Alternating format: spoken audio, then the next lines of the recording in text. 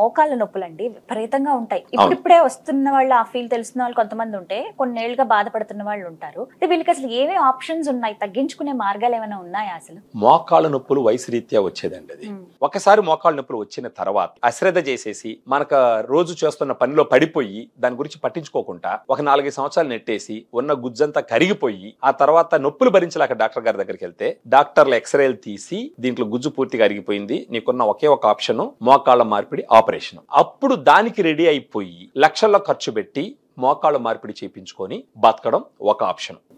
Second option, మోకాళ్ళల్లో injection వేస్తాము, గుజ్జు పెట్టిస్తామని చెప్పేసి చాలా మంది మాట్లాడుతుంటారు. ఆ మోకాళ్ళల్లో గుచ్చినప్పుడు గుజ్జు పెట్టేటటువంటి ఎవిడెన్స్ అంత గ్రేట్ గా లేదు సైంటిఫిక్ లిటరేచర్ ప్రకారం. అది పర్మనెంట్ సొల్యూషన్ అయితే కాదు.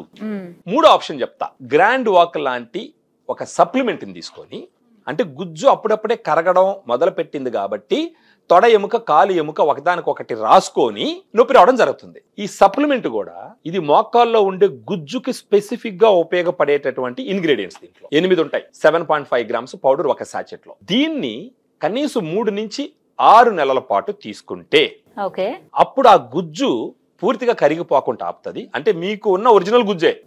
ఆ తర్వాత నొప్పులు తగ్గుతాయి, పెరుగుతుంది.